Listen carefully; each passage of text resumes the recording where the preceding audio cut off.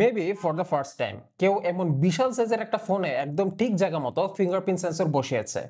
এই জন্য ধন্যবাদ দেয়াই যায় আমাদের অনেকেরই শৈশবের ক্রাশ ওয়ানপ্লাসকে। কথা বলছি ওয়ানপ্লাস 13 কে নিয়ে। আসসালামু আলাইকুম, আমি আকিব রাজ। আর গত এক মাস যাবত আমি এই ফোনটাকে আমার নিজের ব্যক্তিগত স্মার্টফোন হিসেবে ব্যবহার করতেছি, তাই চিন্তা করলাম আজকে একটু বকবক বেশি করব। ভাবলাম আনবক্সিং থেকে শুরু করব মজা, কিন্তু সেই সুযোগ তো দেখতেছি না। এমন চ্যাপ্টা বক্সে ফোনের সাথে কেবল ছাড়া আর বলার মতো তেমন কিছু দেয় নাই, এমনকি একটা ব্যাক কভারও নাই। তবে আমার হাতে আপনারা স্যান্ডস্টোন ম্যাগনেটিক কেসটা দেখতে পাইতেছেন। এইটা ফোনের সাথে আলাদা করে অর্ডার করতে হয়, আর এই কভারের মধ্যে কিন্তু ম্যাগনেট যুক্ত করে দেওয়া হয়েছে। আর যদি আপনার কাছে এইরকম একটা ওয়্যারলেস পাওয়ার ব্যাংক থাকে যেটাতে ম্যাগনেট আছে, তাইলে কিন্তু এইরকম মজা আপনি নিতে পারবেন। আর এটার ম্যাগনেটিক ফোর্সটা ভালোই স্ট্রং। তো আপনি কি এই ফোনটাকে মনে মনে কিনবেন বলে ভাবছিলেন, কিন্তু সবুজ দৈত্যের ভয়ে আর আগাইতে মন চায় না, ব্যাপারটা কি সেরকম? এই দৈত্যকে দেখবো বলে আমি আমার প্রয়োজনের চেয়ে অতিরিক্ত সময় যাবত এই স্মার্টফোনটাকে ব্যবহার করতেছি, কিন্তু আফসোসের বিষয় হইতেছে যে এই দৈত্যটাকে আমি এখনো দেখতে পাইনি। এটাই বাস্তব। I love you. কিন্তু দেখা মিলেছে চোখ ধাঁধানো স্মুথ অ্যানিমেশনে সমৃদ্ধ সফটওয়্যারের, যেন হিপনোটাইজ করে দেয়। বলছি অক্সিজেন ওএস 15 এর কথা। এর সফটওয়্যার সেগমেন্টে বর্তমানের হালের ট্রেন্ড এআই রিলেটেড যে সকল ফিচারগুলো আমরা দেখতে পেতেছি, তার বেশিরভাগই এটার মধ্যেও আছে। যেহেতু ব্যক্তিগত এক্সপিরিয়েন্স আমি আরো ভালো দেখেছি, বাট ওয়ানপ্লাসও সেই দিকে যাওয়ার চেষ্টা করতেছে। সেই সাথে ফোনের সিকিউরিটি সেগমেন্টে দুইটা বিষয় নতুন দেখতে পেলাম, যার একটা হচ্ছে যে এই ডিভাইসটা যদি পাওয়ার অফ হয়েও যায়, তাহলে ফাইন্ড মাই ডিভাইসে এই ফোনটাকে আপনারা লোকেট করতে পারবেন। আর আরেকটা হচ্ছে এটার এনএফসি চিপের মধ্যে ইএসই অথবা এমবেডেড সিকিউরিটি এলিমেন্ট যুক্ত করে দেওয়া হয়েছে, ফলে আপনারা যারা ওয়্যারলেস যে পেমেন্টস গুলো করে থাকেন এনএফসির মাধ্যমে, সেগুলো অনেক বেশি সিকিউর থাকবে। তাছাড়া এই ফোনের ভেতরে ও প্লাস কানেক্ট নামক একটা ফিচার আছে, যার মাধ্যমে আপনারা অ্যাপেলের ডিভাইসগুলোর সাথে ফাইল ট্রান্সফার করতে পারবেন। আর আরেকটা বিষয় যে এটাতে গুগলের ডায়ালার অ্যাপ ইউজ করা হয়েছে, এবং একই সাথে কল রেকর্ডিং ফিচারটাও নাই, যেটা থেকে আমার আসলে একটু আফসোস লাগতেছে এখন। কিন্তু যে ফিচারটি দিয়ে এই ফোন আমার মন জয় করে নিয়েছে সেটা হচ্ছে অ্যালার্ট স্লাইডার। আমি আমার দৈনন্দিন জীবনে এই ফোনের পাওয়ার বাটনের চাইতেও এই অ্যালার্ট স্লাইডারটাকে অনেক বেশি ইউজ করেছে, কিন্তু এটার ওরিয়েন্টেশনটা আমার কাছে উল্টো লাগে। লাইক এই বাটনটাকে যদি নিচের দিকে স্লাইড করে রাখেন তাহলে ফোনটা রিঙ্গিং মোডে থাকতেছে, উপরের দিকে দিলে সাইলেন্ট। খুবই কাজের একটা জিনিস। আই হোপ এটা সব ফোনে যাতে সবাই দেওয়া শুরু করে। এবং এরই মধ্যে আপনি দেখতে পেলেন এই ফোনটার পিন নোটিফিকেশন। প্রায় সময় এটা আমার সামনে এসেছে এবং ভালোই একটা কাজের জিনিস মনে হলো। আর আরেকটা অতীব সুন্দর ফ্যাক্ট হচ্ছে এই ফোনের display. Slim and symmetrical bezel আর the two powerful magic spells of this device to make you fall in love. এই ফোনটাতে আমরা পাচ্ছি 6.82 ইঞ্চ সাইজের এলটিপিও 4.1 অ্যামোলেড ডিসপ্লে। এর রেজলিউশন কিউএসডি প্লাস বা বলতে পারেন 1440p, ফলে পিপিআই দাঁড়াচ্ছে 510। এর অ্যাসপেক্ট রেশিও 19.8/9। একই সাথে এটা 10 বিট প্যানেল এবং HDR10 সার্টিফাইড, এবং এটা নরমাল হাই ব্রাইটনেস মোডে 1600 নিটস এবং HDR এর পিক ব্রাইটনেস মোডে 4500 নিটস পর্যন্ত ম্যাক্স ব্রাইটনেস দিতে পারবে। এই ডিসপ্লেতে সিরামিক গার্ড স্ক্রিন প্রোটেকশন দেওয়া হয়েছে। আর হ্যাঁ, দুইটা বিষয় আমার কাছে খুব ভালো লাগছে, সেটা হচ্ছে যে অটো ব্রাইটনেস ফিচারটা, যেটা খুবই অ্যাকুরেটলি এবং স্মুথলি কাজ করেছে। আরেকটা হচ্ছে অ্যাডাপটিভ টোন, অর্থাৎ আপনার সারাউন্ডিং এনভায়রনমেন্টের উপর ডিপেন্ড করে ডিসপ্লের যে হোয়াইট ব্যালেন্সটা সেটা অ্যাডজাস্ট করবে, এবং এটা আসলে খুব কাজের। তাছাড়া ওয়ানপ্লাস বলছে যে এটা ডিসপ্লে মেট A++ সার্টিফিকেশন দেওয়া হয়েছে এবং SGS এর 5 স্টার রিলায়েবল সার্টিফিকেশন দেওয়া হয়েছে। এর বিল্ড কোয়ালিটি ভাই পুরাই চমৎকার লেভেলের। একে তো স্লিম, তার উপর প্রিমিয়াম হ্যান্ড ফিল, পুরাই মাখন। What is my purpose? Pass the butter. OnePlus 12 এর সাথে 13 এর ডিজাইনের মধ্যে আসলে মেজর ডিফারেন্স খুঁজে পাওয়া যাবে না। বেশ কিছুটা সিমিলারিটিস আছে, তবে আগের বারের থেকে এবার একটু স্লিম করার কারণে আমি OnePlus-কে ধন্যবাদ জানাই। এবার OnePlus 13 তিনটা কালার নিয়ে অ্যাপ্রোচ করছে, যেটা হচ্ছে আর্টিক ডন সাদা কালারটা, আমার হাতে দেখতে পাইতেছেন আপনারা ব্ল্যাক এক্লিপস, যেটা আমার পার্সোনাল মোস্ট ফেভারিট, আর আরেকটা আছে মিডনাইট ওশেন, যেটা ভিগান লেদার ভেরিয়েন্ট। ফোনটার বডি ফ্রেম অ্যালুমিনিয়াম ম্যাটেরিয়াল এবং ফোনের পেছনে গ্লাস ম্যাটেরিয়াল ব্যবহার করা হয়েছে, এবং একই সাথে ফোনটাতে IP68/69 এর রেটিং দেওয়া আছে। আর হ্যাঁ, এই ফোনগুলো কিন্তু ভালোই ওজন, 213 গ্রাম এটা, আর যে ভিগান লেদার সেটা হচ্ছে 210 গ্রাম। খুব একটা ম্যাটার করে না এইটুকু পার্থক্য, বাট ওজনটা কিন্তু হাতে ভালোই ফিল করা যায়, এবং লম্বা সময় ব্যবহার করলে হাতে কিছুটা পেইন ফিল হয়েছে। তার উপর যে সাইজটা দেখতে পাচ্ছেন এটা অনেক বড়। আমি শুনি তো মার্কেটে গেলেই যে মানুষ নাকি খালি বড় ফোনই কিনে, সো তাদের জন্য এটা কোনো ইস্যু না। অনেকে এই ফোনের ক্যামেরার হাউজিং এর একটু বাম পাশে চেপে আসার কারণটা নিয়ে অনেকেই অনেক রকমের সমালোচনা করছে, বাট ব্যক্তিগতভাবে আমার কাছে এই জিনিসটা আসলেই ভালো লাগছে। যদিও ব্যাপারটা সিমেট্রিক্যাল না, বাট সবকিছু ফোনে সিমেট্রিক্যাল হওয়ার দরকার নাই, কিছু ডিজাইন এলিমেন্টস থাকা উচিত আছে। তবে এবার তাদের যে তিনটা কালার আসছে, তিনটা কালারেরই প্রধান একটা বৈশিষ্ট্য হলো যে নো ফিঙ্গারপ্রিন্ট, মানে তারা তাদের ফোনগুলোতে কোন প্রকার হাতের ময়লা লাগতে দিবে না। এই ফোনটা আমি ব্যবহার করে এই দিকটা থেকে খুব মজা পেয়েছি, কারণ একে তো পেছনে যে টেক্সচার ডিজাইনটা এটা আমার পার্সোনালি খুব ফেভারিট, তার উপর কোন প্রকার আঙ্গুলে ছাপ পড়তেছে না, অলওয়েজ একদম নিট অ্যান্ড ক্লিন থাকতেছে। এইটা আসলে আমি মনে করি ফোনটা যারা অনেক লম্বা সময় যাবত ব্যবহার করার চিন্তা করতেছেন তাদের জন্য এটা একটা খুবই গুরুত্বপূর্ণ একটা factor. Last but not list, এই ফোনের যে স্টেরিও স্পিকারটা আছে এইটা honestly speaking out of the box খুব একটা ভালো লাগতেছিল না, বাট এটা সেটিংসের ভেতরে হলো অডিও নামক একটা ফিচার আছে যেটা ইনেবল করার পর এখন আমার কাছে স্পিকারটা ভালো লাগতেছে। এখন যেন স্পিকারটা আমাকে কিছুটা ওয়াইড সাউন্ড স্টেজের সাউন্ড এক্সপিরিয়েন্স দিচ্ছে।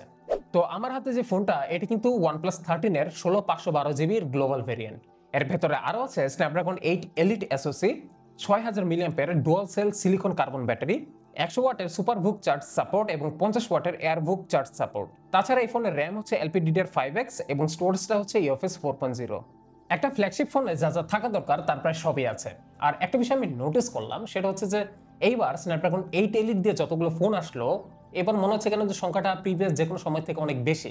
মনে হচ্ছে যে চারদিকে সবাই এখন ফ্ল্যাগশিপ বানানো শুরু করছে। যাই হোক, এই ফ্ল্যাগশিপ মেকিং এর খেলায় কিন্তু OnePlus কিন্তু পুরনো একটা খেলোয়াড় এবং তার স্মুথনেসের জন্য এই ফোনটার আমি নাম দিছিলাম গরিবের আইফোন। কিন্তু আজ সেই গরিবের ফ্ল্যাগশিপ কিলার মেকাররা গরিবদের কথা ভুলে গেছে। ফোনটিকে বক্স থেকে বের করে প্রথমে এই আপডেটটি পেয়েছিলাম, এরপরে এখন পর্যন্ত আর কোনো আপডেট আসে নাই। তো এই আপডেটে ফোনটাতে বেঞ্চমার্ক টেস্ট করেছি। প্রথমে অ্যান্ট্রোডু স্কোরগুলো আপনারা দেখতে পাচ্ছেন। নর্মাল অবস্থায় ফোনটি 20 লাখের মতো স্কোর করে এবং ফোনটিকে পারফরমেন্স মোডে ইনেবল করে দিলে 25 লাখের মতো স্কোর করে। ফোনের পারফরমেন্স মোডে এখানে একটা তফাৎ দেখা গেছে ঠিকই, কিন্তু এই তফাৎটা এরপর আর দেখা যায় না। যেমন গিগবেঞ্চে আপনারা দেখতে পাচ্ছেন সিঙ্গেল কোর এবং মাল্টি কোর স্কোরের কোনো তফাৎ নাই। অ্যাভারেজে সিঙ্গেল কোর এবং মাল্টি কোরে যথাক্রমে 3000 এবং 8900 মতো স্কোর করেছে। এরপর 3D মার্কের wild life extreme, steel nomad light এবং রেড রেসিং টেস্ট সোলার বেতে ফোনটি যথাক্রমে 6774, 2556 এবং 11608 স্কোর করেছে, যেটা খুবই রেসপেক্টেবল একটা স্কোর। এরপর ফোনটাতে কিছু স্ট্রেস টেস্টিং চালিয়েছি। প্রথমে সিপিইউ স্ট্রেস টেস্টে দেখতে পাচ্ছেন ফোনটা মোটামুটি ভালোই একটা ব্যালেন্সড রেজাল্ট দিয়েছে। তারপর 3D mark wild life stress test করেছি, এখানে 67.5% স্টেবিলিটি এসেছে। কিন্তু এই গ্রাফটা দেখলে বোঝা যায় ফোনটা প্রথম 10 মিনিটের মতো একটা পারফরমেন্সের আউটপুট দিল, পরবর্তীতে পারফরমেন্স কমিয়ে দিয়ে একটা স্টেবল পারফরমেন্সের আউটপুট দিয়েছে। এবং এই টেস্টে ফোনটা 13%-এর মতো ব্যাটারি খরচ করেছে এবং সর্বোচ্চ টেম্পারেচার 47 ডিগ্রি যেতে দেখা যাচ্ছে। সিমিলার একটা ঘটনা সোলার বে স্ট্রেস টেস্টিংও দেখা গেছে। এখানে প্রায় 12 মিনিট পর ফোনটা পারফরমেন্সটাকে ড্রপ করে দিয়ে একটা স্টেবল পর্যায়ে নিয়ে এসেছে।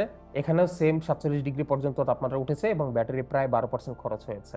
এবং এই টেস্টগুলো চলাকালীন সময় ফোনটাকে বাইরে থেকে তাপমাত্রা পরিমাপ করে দেখেছি, সর্বোচ্চ 43.6 ডিগ্রি সেলসিয়াস দেখাচ্ছে, যেটা হাতে মোটামুটি ভালোই গরম ফিল করা যায়। এরপর আপনারা এখানে 3টা ডিফারেন্ট সিনারিওর ব্যাটারি ব্যাকআপের স্ক্রিনশটটা দেখতে পেতেছেন। এই স্ক্রিনশটগুলোতে সব ক্ষেত্রেই আমি ওয়াইফাই ইউজ করেছি এবং সবগুলো ছিল পুরাই হেভি ইউজ। আপনারা খেয়াল করলে দেখবেন যে এখানে এভারেজে 6 ঘন্টার মতো স্ক্রিন অন টাইম পেয়েছি এবং এই 6 ঘন্টা পেয়েছি ওয়াইফাইতে থেকে ফুল হেভি ইউজে। বিভিন্ন রকমের বেঞ্চমার্ক টেস্টিং, গেমস খেলেছি, এই ধরনের কাজগুলো করেও 6 ঘন্টা। কিন্তু এরপরে যদি এই স্ক্রিনশটটা দেখেন, এটা হচ্ছে সিম ডেটাতে চলছিল।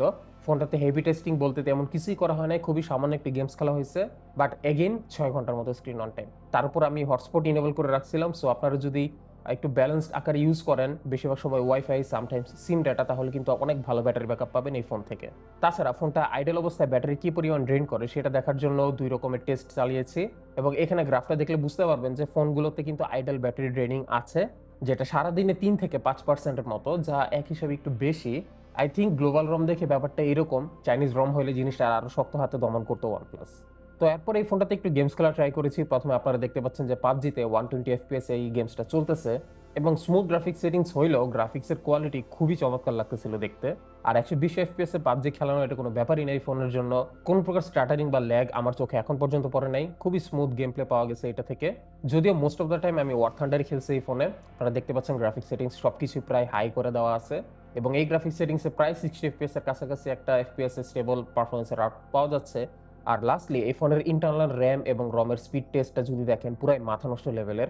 সিকোয়েন্টাল রাইট 800 সামথিং মেগাবাইটস, সিকোয়েন্টাল রিড পুরা 2.5 জিবিতে পুরো লক, আবার র্যামের স্পিডটাও 17 জিবির উপরে। এই ফোনের ইন্টারনাল স্টোরেজ স্পিড বেশি হওয়ার একটা কারণ হচ্ছে যে এটা 512 জিবির ইউনিট। আর সলিড স্টেট ড্রাইভ বা এসএসডি এর একটা ধর্ম হইলো যে এটার ক্যাপাসিটি যত বড় ততই পারফরমেন্সটা কিন্তু ইনক্রিজ হয়। অর্থাৎ আপনারা এই একই ফোন 256 জিবির ভেরিয়েন্টে যদি যা স্পিড টেস্ট করেন সেখানে কিন্তু আরেকটু কম রেজাল্ট পাবেন।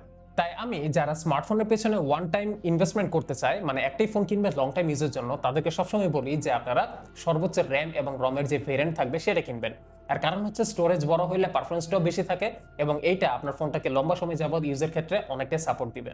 কিন্তু সেই ফোনটার ক্যামেরা যদি মনমতো না হয় তাহলে লং টাইম ইউজের কথা চিন্তা করে সেই ফোনটার দিকে কেউ তাকাবে না। তো চলেন আমরা দেখি এবার এই ফোনটার কি অবস্থা। ভিডিওটার প্রায় শেষ পর্যায়ে আসছি, এবং আলোচনাও আছে দীর্ঘ। আশা করি একটু ধৈর্য দিয়ে শুনবেন। এই ফোনটার পেছনে আপনারা 50 মেগাপিক্সেলের সনি LYT-808 প্রাইমারি ক্যামেরা পাচ্ছেন, সাথে আছে 50 মেগাপিক্সেল আল্ট্রা ওয়াইড স্যামসাং এর ISOCELL JN5 সেন্সর, আর একই সাথে 50 মেগাপিক্সেল সনি LYT-600 সেন্সর যেটা 3x অপটিক্যাল জুম দিচ্ছে, আর সামনে দিকে 32 মেগাপিক্সেলের সনি IMX615 সেলফি ক্যামেরা। এই ক্যামেরা সিস্টেমের কয়েকটা বিষয় আমার খুবই চমৎকার লাগছে, যার একটা হচ্ছে যে অটো ফোকাস, যেটাকে OnePlus বলছে মাল্টি অটো ফোকাস। এর ফলে ক্যামেরাটাকে আমি ব্যবহার করার সময় ফোকাসিং নিয়ে বিন্দু মাত্র কোনো সমস্যায় পড়ি নাই। আর তাছাড়া এটা ক্যামেরা সিস্টেমে দুটো সেন্সর যুক্ত করা আছে, যেটা ব্যক্তিগতভাবে আমার কাছে মনে হয়েছে OnePlus এর ক্যামেরা সিস্টেমের জন্য পুরাই গেম চেঞ্জার। যার একটা হচ্ছে স্পেকট্রাল সেন্সর, যেটা অবজেক্ট থেকে যে আলোটা আসতেছে এটা কতটুকু আলো সেটা পরিমাপ করে। ফলে আপনারা যখন HDR ভিডিও ক্যাপচার করবেন বা নর্মাল ছবি তুলবেন তখন এটা HDR মেটাডেটা ক্যাপচার করবে খুব অ্যাকুরেটলি, এবং এটা যখন আপনি প্রিভিউ করবেন একদম রিয়েল বা বাস্তব দুনিয়ার মতো দেখা যাবে ছবি বা ভিডিওগুলোকে। আর আরেকটা হচ্ছে কালার টেম্পারেচার সেন্সর, যেটা আপনার সিনারিতে হোয়াইট ব্যালেন্সটাকে অ্যাকুরেট রাখতে সহায়তা করবে। ফোনটাতে 3টা লেন্স থাকার কারণে আপনারা বেশ কয়েকটা পর্যায়ে জুম করতে পারবেন। প্রথমে আমরা আল্ট্রা ওয়াইড অ্যাঙ্গেল লেন্স পাচ্ছি এই ফোনে, তারপর আছে মেইন ক্যামেরা যেটাতে আবার লসলেস 2x জুম আছে, এরপর 3x অপটিক্যাল জুম যেটাতেও কিনা আবার 2x লসলেস জুম আছে, সো 6x পর্যন্ত টেকনিক্যালি আপনারা জুম করতেছেন। অ্যান্ড তারপরের জুমগুলো হচ্ছে পুরোপুরি ডিজিটাল জুম, এবং আমার ব্যক্তিগত ব্যবহারে এই ফোনটাকে 20 থেকে 30x পর্যন্ত ইউজেবল জুম মনে হয়েছে। স্পেশালি 30x এর পরেই যে জুমগুলো হয় এগুলো বেশিরভাগই আর্টিফিশিয়াল, এবং ছবি ডিটেলসও আমি বলবো যে মোটামুটি মানের, মানে এর থেকে বেস্ট আমি অবশ্যই বাজারে দেখছি। তবে এই মেইন ক্যামেরার যে শক্তিশালী হাতেরগুলো সেগুলো ব্যবহার হতে দেখা গেছে ছবি তোলার সময়, যেমন যে এই স্পেশাল কালারগুলো, মানে ফুলে যে কালারটা দেখতে পাইতেছেন, এই কালারগুলো একটা ফোনের ক্যামেরার জন্য ক্যাপচার করা খুবই ডিফিকাল্ট। আইদার কালারগুলো ওভার এক্সপোজ করে নষ্ট করে ফেলবে, আর নয়তো ডিটেলস ধরতে পারবে না। কিন্তু এই ক্ষেত্রে OnePlus খুবই চমৎকার কিছু রেজাল্ট দেখিয়েছে। আবার একই সাথে এই ফোনের ভেতরে যে AI ফিচারগুলো আছে, সেখানে 4K AI আপস্কেল নামে একটা ফিচার আছে, এবং এটা দিয়ে আপনারা যেটা করতে পারবেন যে আপনার ছবিটারে একদম ফাইনাল একটা ঘষা মাজা দিয়ে ফেলতে পারতেছেন, যেটার মাধ্যমে ছবিটা অলমোস্ট পারফেক্ট হয়ে যাইতেছে। আর এই দামের ফোনের একটা ক্যামেরা দিনের বেলা ভালো পারফর্ম করবে এটি স্বাভাবিক, কিন্তু লো লাইটে এতটা ভালো পারফর্ম করবে এটা আমি মোটো এক্সপেকটেশন রাখি নাই। এটা লো লাইটে আমার ধারণা হচ্ছে বেটার পারফরমেন্সের আউটপুট দিয়েছে।